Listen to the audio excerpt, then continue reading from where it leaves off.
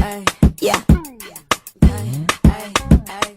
Miracles come while we in the fight. Don't give up and hold him tight. You will have a visible battle scar, but never forget who you are and fight, fight, fight.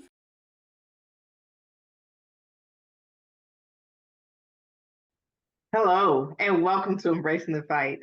I am Erica Lamar, your digital creator and host. Embracing the Fight was created to help normalize the conversation surrounding physical and mental health issues and concerns. And if you've been watching me for the past 2 seasons, because we're in season 2 right now, you'll know that I started the conversation off with my journey through thyroid cancer. Though I haven't been deemed to be cancer free, I know and I claim that I am healed.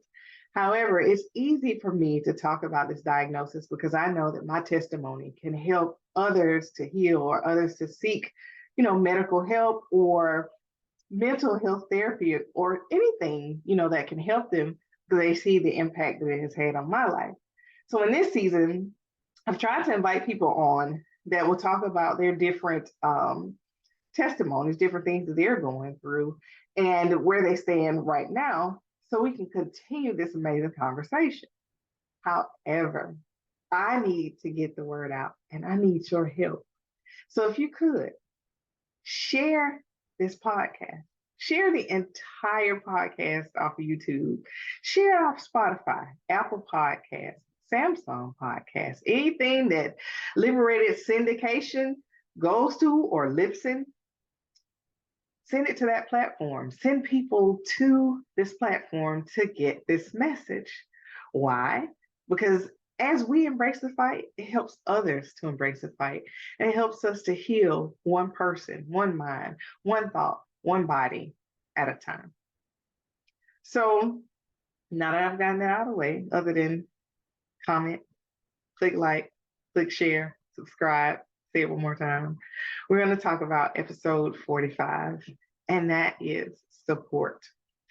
I know on previous podcasts, I talk about, the type of people that you want, to have around you when you're going through a different, time in your life, something that could be difficult that you've never gone through before and you don't have any experience going through it.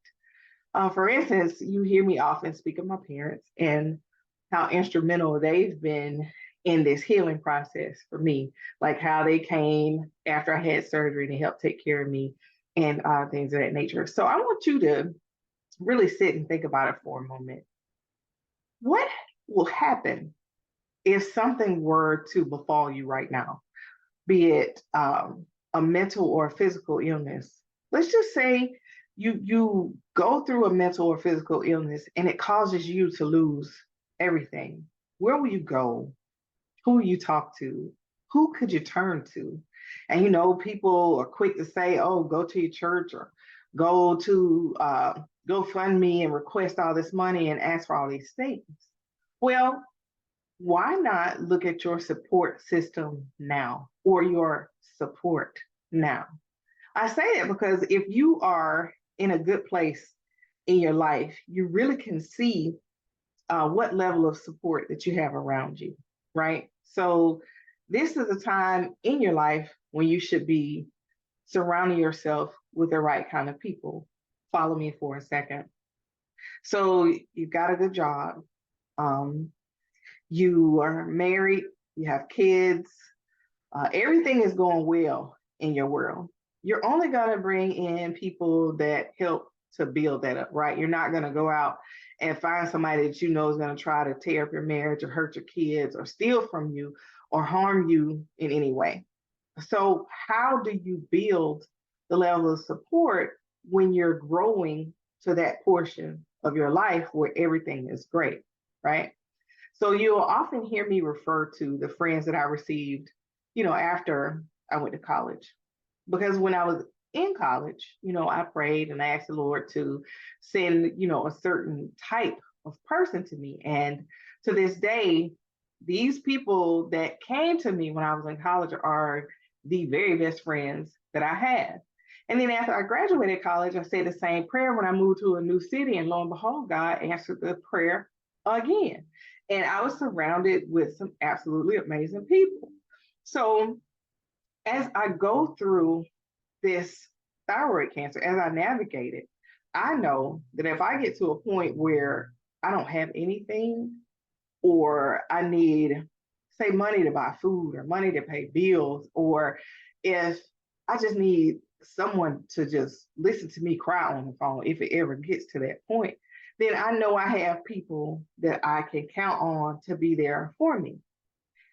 I'll just be honest. I recently had one of my best friends tell me that I needed to not just work all the time. And she sent me some money and said, go do something nice for yourself. Go, have fun. Don't just sit at home. Really enjoy yourself. And I did that. Now, was that something that I asked her to do? No, but because she knows what I'm going through and the level of support that she's willing to give, that's how she knew what I needed, even when I couldn't express it myself. So that's the type of support that you want to look for. Now, on the flip side of it, you have those people that will come into your life, that will look at what you have, and they'll constantly tell you, oh, I want to be like you. I want to have so much money. I want to have so much stuff. I want this. I want that. And the whole time, they're just looking at what you have and not necessarily how you got there. So then when you get to a point where you can't help them or you can't do, certain things for them anymore, they just kind of fall off. They just kind of disappear. Those are not support friends. Those are just acquaintances. I mean, I'm not saying that they're bad people, but they don't offer the level of support you need when you're going through those valley moments or those low moments in your life. Sure, they're up there, with you on the mountain, but baby, let an earthquake come along and that mountain start to crumble and the earth opens up and now it's a valley and you down there trying to figure out how to get out. Those are not the people that you want to have surrounding you. So here's some advice on how to find the friends that will be with you at the mountaintop, the valley, and back at the mountaintop again. So ask the Lord for the power of discernment. And then once he gives you that power of discernment, ask him to move you aside so you can listen to it. Because the problem comes in when we start saying, oh, well, this person's a really nice person. Or, oh, I can really still have fun with this person. Or I can do this or that. I can still use them in this way. Or they're important for this or for that. You can't do that if you need them for valley and those mountaintops. You need them only when you're on the mountain. If these people are just, for fun. I'm not saying that you should cut all your friends out. I'm just saying you should know what category they fall in, because then you'll start wondering like, dang, I'm going through all this stuff and I don't ever hear from this person. I don't ever hear from that person. And you get mad at those people, but you're the one that chose them. So you chose them because of something that you felt, inside about this person. Like they were either drawing you to them because they were a lot of fun, or they knew how to do something specific that you wanted to know how to do. And it's like you just invited them into your world with no scrutiny at all. And when you do that, then you set yourself up to have someone in your life that's not there for, good and bad. They're just there for good. And then they come back when the bad's over and say, I'm glad you made it through. I'm glad everything is well with you. I was cheering for you. I was praying for you, but you never heard from them. They never called. They never stopped by.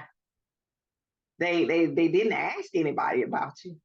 They just figured, you always make it through. So why would this time be any different? What they need you for? You made it through the last time. So once you ask God, for the power of discernment, and then you ask him to move, your thoughts and your feelings out of the way for you to actually pay attention to the type of people that you bring into your life, then ask the Lord to look inwardly in you and see what kind of person you are. Because they say, and you know how it is, as the old folks say, that you basically attract what you're giving off. So if you are giving off this really, really strong vibe, then what you think is gonna come to you? Not necessarily strong people. No, no, no, no. It's gonna be a bunch of people that need you, a bunch of people that want something from you because you got it, and it's evident. It's all over you. So if you want to have people around you that don't just take, then take a moment, to really ask God to look in you and see what that is that's drawing this and drawing that and bringing all these things to you that you don't necessarily want or you don't necessarily, need. So you at a quandary because it's not like you gonna know, down to the hour, to the minute, to the day that you're gonna be ill and you'll need someone, right? Because if you did, I need to talk to you because I want to know what else is about to happen to me. I want to know what's going on in my life in 2 months, a year, 5 years. I digress.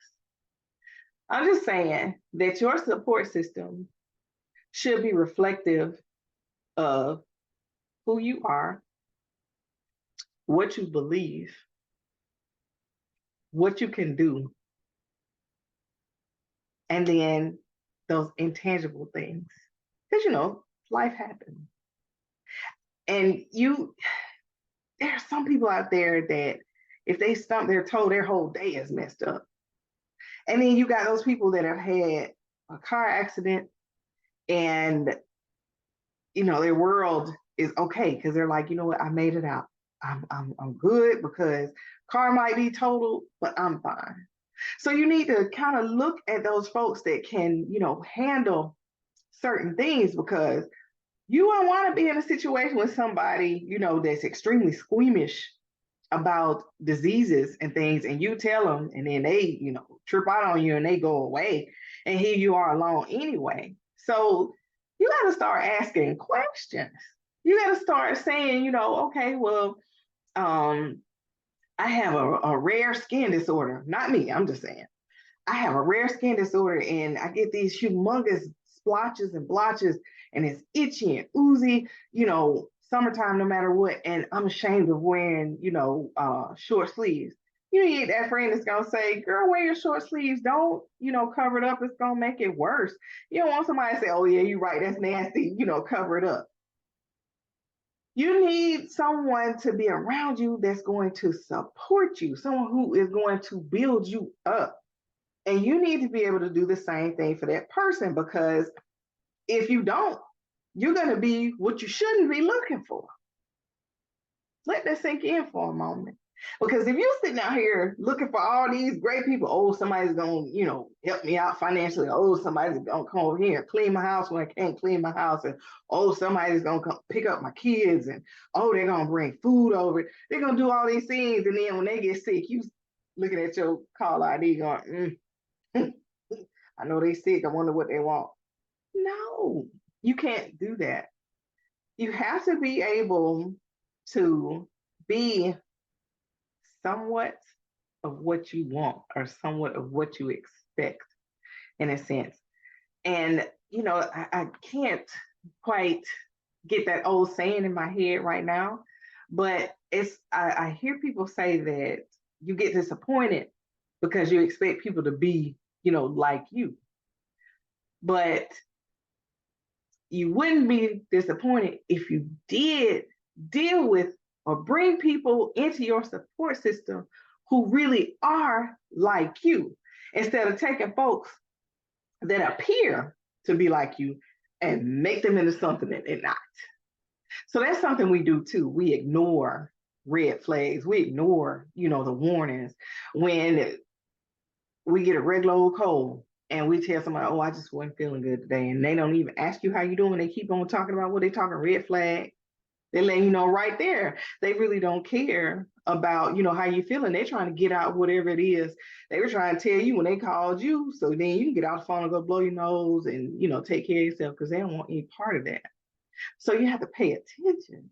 You have to see, what it is that this person really desires for you. And then you got to look at the fact of whether or not this person always wants you to be in the background. So if you constantly see yourself stepping to the side and letting somebody else shine, and it's the same person over and over again, 9 times out of 10, they're not going to support you because they don't know what it's like to not have the attention on them. And like I said, it's neither right, wrong, or indifferent. People are who they are, and they are the way that they are because it's what we allow them to be in our lives. So sometimes we just have to take a moment, step back, stop, and say, no longer will I allow a person to treat me this way, or no longer will I bring this type of person into my life. So I say, stay prayed up. I say, spend time with these people. Really talk to them, really get to know them. And then if you find yourself questioning yourself more often than not, you know where to place them. They won't be in the support system. They're going to be in the fun system, in the let's have a good time. Let's do, the stuff we enjoy doing. You can have them still, but you can't necessarily count on them because it's such a sad thing that when you get to the moment that you need someone and you see you don't have anybody of substance that you can count on. And then that's when you get depressed. And then that's when you start, looking at yourself saying, what did I do wrong? Why is this befalling me? When it all started back when everything was good and you were letting people come into your life and your little gate was just swinging open, and they were coming in droves. And now they're going out in droves. You can't close the gate back to keep them in fast enough. So please pay attention to who you bring into your life. You can't just accept any and everything just because the person is nice or because the person appears to be nice. Take the time to vet these people. Now, I'm not saying go out and be a hermit, because if you're a hermit, you still don't have anybody to help you when you need help. And then you will have isolated yourself to a point where this will feel normal, but it's not, because how do you get help? How do you grow? How do you get better? Because I've noticed that since I have a strong support system, I have the desire to get better. I fight each and every day. I take my medication. I ain't gonna lie, I ain't exercise like I should, but my support system, they always, hey, you playing tennis today? Are you riding your bike? You running? What are you doing? And I'm like, nah, I ain't done today. But they don't stop there. They okay, well, give me 20 push-ups, give me 15 squats. They'll say something like that, and then I'm like, oh man, some of them will FaceTime me and say, give me 20 crunches, or drop and give me 50. Like, what? But I know that they have my best interest at heart, even when I am falling off the bandwagon myself. So take the time today to sit down and look at who you have around you and what level of support they offer. Don't wait until you need it. Do it now, because when you need it, it's much, much too late. Thank you for tuning in to this episode of Embracing the Fight. I am Erica Lamar, your digital creator and host, and I hope that you have an absolutely amazing day.